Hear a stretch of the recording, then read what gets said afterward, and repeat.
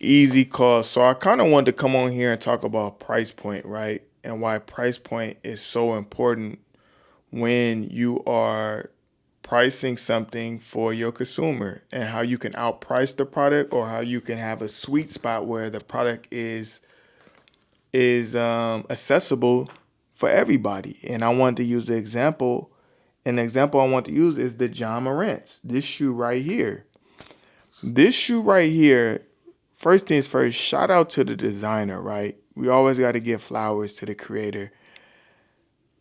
The designer who designed this shoe got in his bag. This is a fire shoe. If this shoe was 200, 250, people would still figure out a way to get this shoe because it's just a hot design, right? But let me tell you the psychological aspect of why this shoe works on a grand scheme of things for everybody. It's because the price point. See, I don't know if the marketing team pushed this price point, or if it was Nike, or if it was Ja. But whoever had to say so when it came to why they priced this shoe at $110, sometimes $120 if it's like an exclusive color, depending on where you're getting it from, that was genius. Because $100 basketball shoe that's fire creates a fandom for the youth. 3, 2, 1.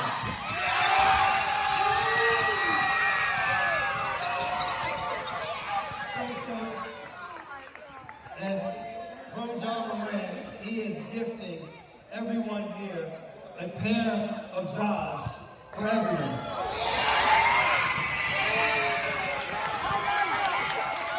Because it's affordable. A kid can go to his mom and be like, Mom, I like these.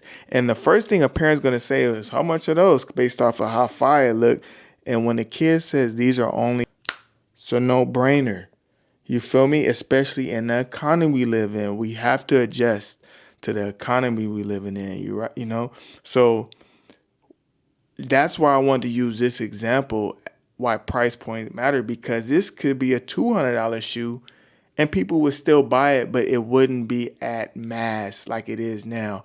You can walk inside of a gym, and let's say if it's 100 kids in that gym, you're going to see at least 40 to 50% of kids wearing John Morant's, just flipped with different colorways. And that's how you know it was a job well done when it came to this shoe, because you can walk to any local gym right now and you're going to see the jaws.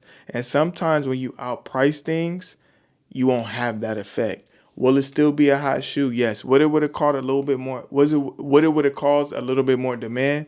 Yes. But at the same time, I feel like that 120 price point, fuck the demand.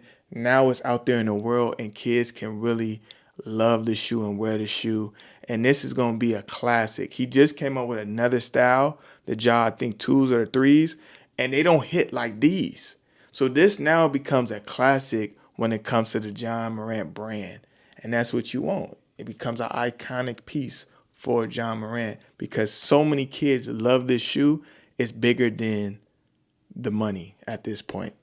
So that's an easy call. And that's why we love Jordans, man. When you think about certain Jordans, you think of that, you know what I'm saying? But once again, Jordan came out in an era where like you can come out with a $160, $180 shoe and people had the money to buy that. We're not in that era no more. So Nike, you have to make that adjustment. And with the Jaws, you did that. Easy call.